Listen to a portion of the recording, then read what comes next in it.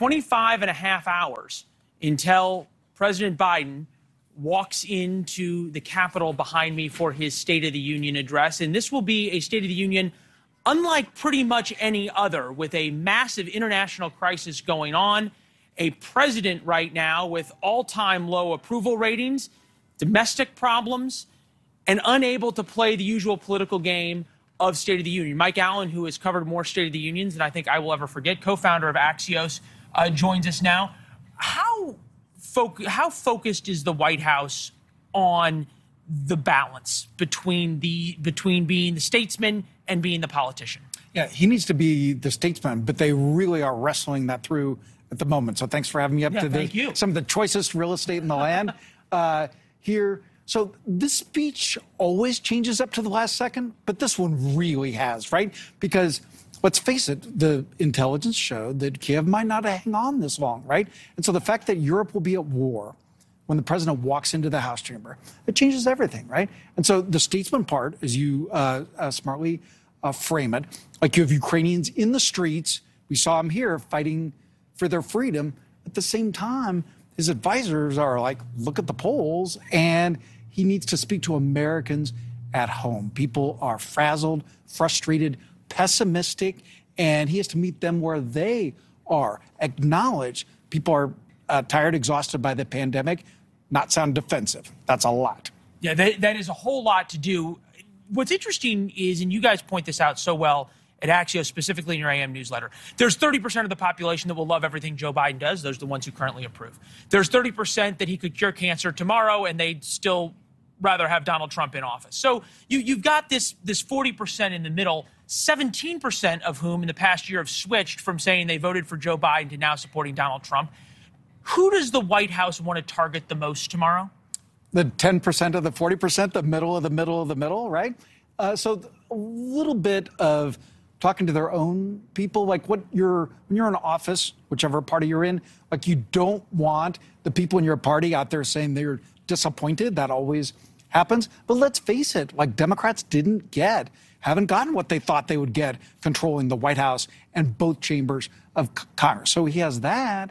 But then you have this bigger job of meeting the moment. Those are almost two conflicting jobs. Is there anything you think that was in the speech last Monday or Tuesday that's now out? 100%. Like what can he say? Yeah, like very interesting to see how much Build Back Better is in there. I can tell you there was a lot more before, and that's the dilemma here. One way that they're going to solve it, and Leland, this won't surprise you, just do it all. We're told that in drafts, this is a very long speech, could be more than an hour. That sort of brings us to our next point. Polling. Do you agree with the following statement? Joe Biden is mentally fit to be president. Only 46% agree, 53% disagree. The White House, you just said, he's going to be up there for more than an hour. This is somebody who does not do primetime speeches. He's rarely seen after 7 p.m.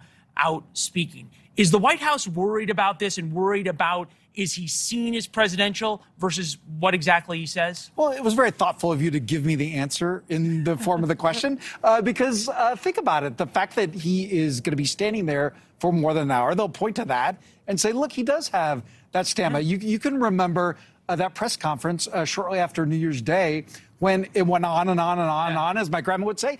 And the whole point of it was that went on and on and on. So we may see a bit of that. That's a great point, is that the longer he speaks, the longer he proves that he can. This would be, I think, where we're going to head next with you, because you had one of the more fascinating points, Mike Allen's Axios AM newsletter.